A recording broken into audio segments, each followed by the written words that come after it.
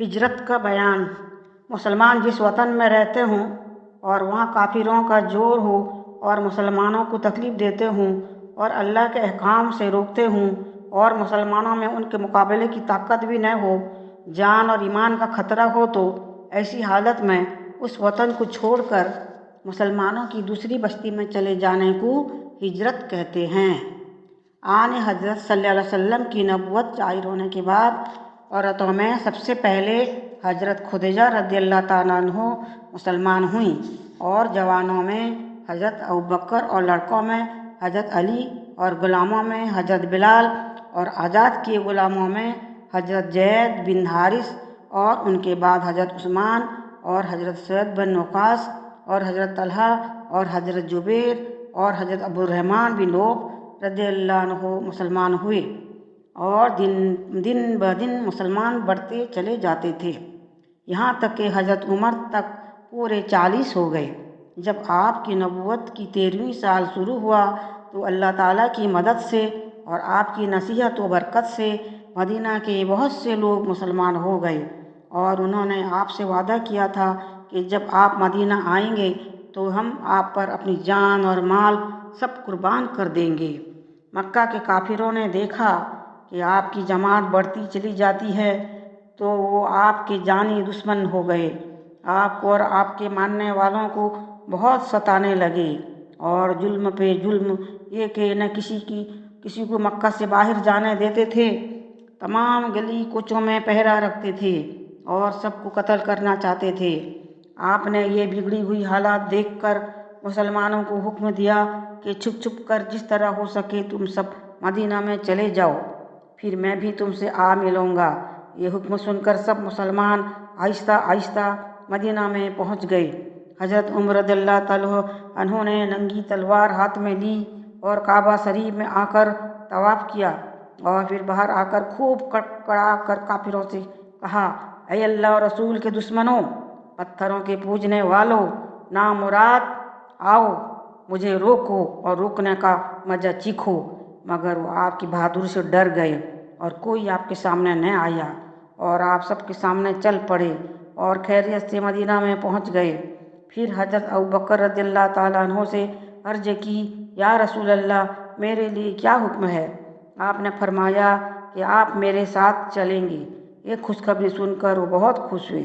ایک روز ابو جہل وغیرہ بے ایمانوں نے جمع ہو کر یہ رائے پیش کیا کہ آج مغرب کے بعد جب ذرا اندھیرا ہو جائے، سب لوگ جمع ہو کر محمد کے مکان پر چڑھ جاؤ اور اس کو قتل کر ڈالو، اس میں قاتل کا پتہ بھی نہ چلے گا اور بھلا مشہور ہو جائے گا۔ بس محمد قتل ہونے کے بعد ہم اپنے معبودوں کی بے روک ٹوک پوجا کریں گے۔ اللہ تعالیٰ نے ان کے اس ناپاک ارادہ کی خبر آپ کو دے دی اور حکم فرمایا کہ آپ ان بے ایمانوں کے آنے سے پہلے ہجرت کی تیاری کریں اور اپنا یہ وطن چھوڑ کر مدینہ میں جائیں۔ رسول پاک صلی اللہ علیہ وسلم کی ہجرت کے حالات میں مسلمانوں کو ہمیشہ کے لیے یہ طریقہ بتلایا گیا ہے کہ ایسے حالات میں مال و دولت، زمین جائیداد اور اپنا دیس گھر وغیرہ سب چیزوں کو لات ماریں، جان اور ایمان بچائیں اور خدا کو راضی کریں۔ دنیا کے کسی لالچ میں آ کر یا مصیبتوں کو دیکھ کر اپنا ایمان برباد نہ کریں۔ دنیا رہے یا نہ رہے، زندگی رہے، میرے مسلمان بھائی، تیرا ایمان تیرے ساتھ ہوئے۔ رسول پاک صلی اللہ علیہ وسلم ہجرت کا حکم سن کر دوپہر میں حضرت ابوبکر کے یہاں تشریف لے گئے اور ان سے فرمایا کہ ہم آج مغرب کی نماز کے بعد ہجرت کریں گے، چلنے کی تیاری کریں، اور دشمنوں نے ناکہ بندی کر رکھی ہے۔ اگر راہ میں کوئی آپ سے پوچھے کہ تمہارے ساتھ کون ہے تو کہہ دینا کہ یہ میرے رہبر ہیں، اور نیت یہ ہو کہ دین میں رہبر ہیں، اور ظاہر میں وہ سمجھیں کہ کوئی رستہ بتلانے والا ہے۔ یہ سب قاعدے سمجھا کر آپ تشریف لے گئے۔ پھر حضرت علی کو کچھ امانتیں سپرد کیں اور فرمایا کہ تم کو ادا کر کے میرے پاس مدینہ میں آ جاؤ اور شام کو میرے بستر پر لیٹ جاؤ، اور دشمنوں کے آنے سے نہ گھبراؤ، اللہ تعالیٰ تم کو ان سے محفوظ رکھے گا۔ مغرب کے بعد عشاء کے قریب وہ بے ایمان آپ کے مکان پر چڑھ آئے اور مکان کو ہر طرف سے گھیر لیا کہ کسی طرف کو نہ نکل جائیں۔ آپ ان کے اسی شور و گل میں باہر نکل آئے اور اللہ تعالیٰ کی حفاظت سے آپ کسی کو نظر نہ آئے، اور حضرت ابوبکر کو ساتھ لے کر غار سور میں جا چھپے۔ یہ غار پہاڑ کے اندر ہے جو مکہ سے 3 کوس پر تھا، اور وہ سب بے ایمان مکان میں جا گھسے اور آپ کو تلاش کرنے لگے، مگر آپ نے ملے۔ آپ کے بستر پر حضرت علی کو پایا۔ اللہ اکبر۔ حضرت علی رضی اللہ تعالیٰ عنہ کی یہ سچی قربانی ہے کہ اللہ رسول کے حکم پر اپنی جان اڑا دی۔ ان بے ایمانوں نے ان سے پوچھا کہ محمد کہاں ہیں؟ انہوں نے کہا مجھے خبر نہیں کہاں ہیں۔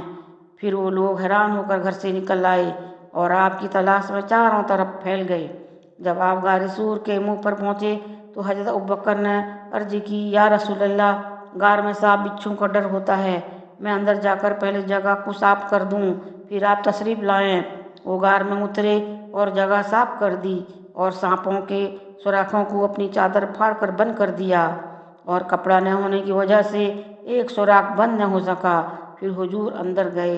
حضرت ابوبکر نے فرمایا، یا رسول اللہ، آرام کیجیے۔ آپ نے اپنے سچے جانثار یا غار کی جانوں پر سر مبارک رکھ کر سو گئے۔ جو سوراخ بند نہ تھا، صدیق اکبر نے اس پر اپنی ایڑی لگا دی۔ سانپ نے ایڑی میں کاٹا۔ درد کی وجہ سے آپ بے چین ہو گئے، مگر ایڑی سوراخ سے نہ ہٹائی اور نے حضور کو جگایا۔ درد کی وجہ سے صدیق اکبر کے آنسو نکل کر حضور کے رخسار پر گر پڑا۔ حضور کی آنکھ کھل گئی اور فرمایا، اے جان نثار، کیا صدمہ پہنچا؟ عرض کی، میری ایڑی میں سانپ نے کئی دفعہ کاٹا، جلن بہت ہے۔ آپ نے تھوک مبارک ایڑی پر لگایا، اسی وقت درد ختم ہو گیا۔ اللہ اکبر۔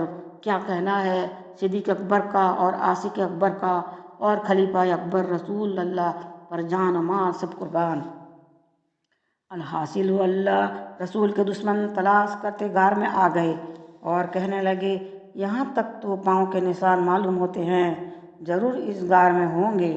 اللہ تعالیٰ کے حکم سے غار کے منہ پر مکڑی نے جالا ڈال دیا اور کبوتری انڈا دے کر ان پر بیٹھ گئی۔ پھر وہ کہنے لگے، اگر غار میں کوئی جاتا تو یہ جالا ٹوٹ جاتا اور یہ کبوتری کس طرح بیٹھی رہتی۔ یہ سوچ کر وہ لوٹ آئے۔ اللہ اکبر۔ اے خدا، تیری قدرت کے قربان، اپنے رسول کی حفاظت کے عجیب سامان کی ایک مکڑی کے جالا سے وہ اور کبوتری کے ذریعہ سے حفاظت کر دی، اور ان سے وہ کام لیا کہ ہزاروں لوہے کی ہتھیاروں سے اور بڑے بڑے جنگی بہادروں سے بھی نہ ہوتا، کیونکہ سارے عرب کے کافر دشمن اور قاتل بنے ہوئے تھے۔ 3 روز آپ غار میں رہے۔ حضرت ابوبکر کے غلام عامر آزاد کیے ہوئے تھے۔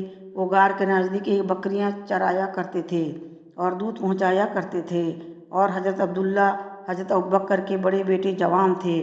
مکہ والوں کی سب خبریں سنا جایا کرتے تھے، اور عبداللہ ایک کافر جس پر یقین تھا کہ وہ کسی کو پتہ نہیں دے گا، مدینہ کا راستہ بتلانے کے لیے نوکر رکھ لیا تھا۔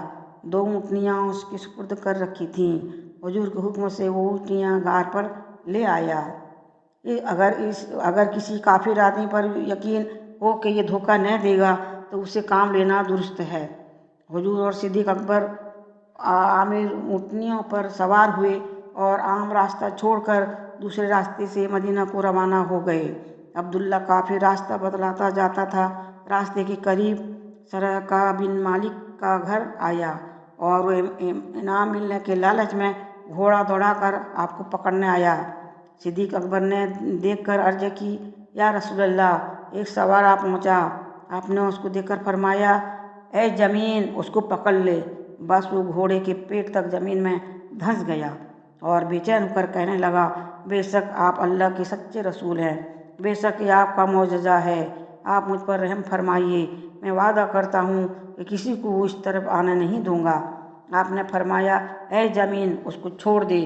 اسی وقت گھوڑا زمین سے نکل آیا۔ پھر سراقہ نے کہا، میں جانتا ہوں کہ آپ کو فتح ہوگی اور آپ سارے عرب پر حکومت کریں گے، مجھ کو امن نامہ لکھ کر دیجیے کہ ہم تجھے فتح کے بعد بھی امن دیں گے۔ آپ نے حضرت عامر کے ہاتھ سے امن نامہ لکھوا کر اس کو دے دیا، مگر یہ سراقہ فتح ہونے سے پہلے ہی مسلمان ہو گئے تھے۔ سراقہ نے وعدے کے موافق तलाश करने वालों को ये कहकर लौटा दिया कि इधर मत जाओ, मैं देख आया हूँ। लिखा है कि जो बेईमान लोग हुजूर को कत्ल करने के लिए आपके मकान पर गए थे, वो सब के सब जंग उहद में कत्ल हुए। सरका के मामले के बाद आप बहुत से वाक़यात तय करते हुए मदीना के सरहद पर पहुँचे और मदीना के मुसलमान आपके आने की खबर सुनकर रोज़ मदीने से बाहर आते थे और बेउम्मीद होकर लौट जाते थे। जिस रोज़ आप पहुँचे सब लोग इंतज़ार करके चल दिए थे।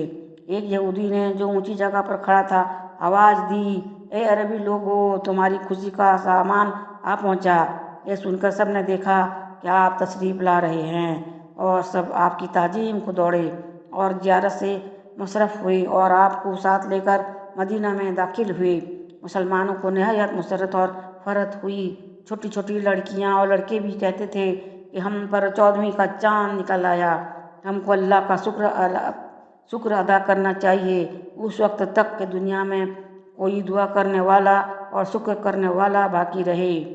ऐ अल्लाह के रसूल, आप हम पर ऐसा मजबूत और आसान हुक्म लेकर आए कि हमको उस पर चलना फ़र्ज है।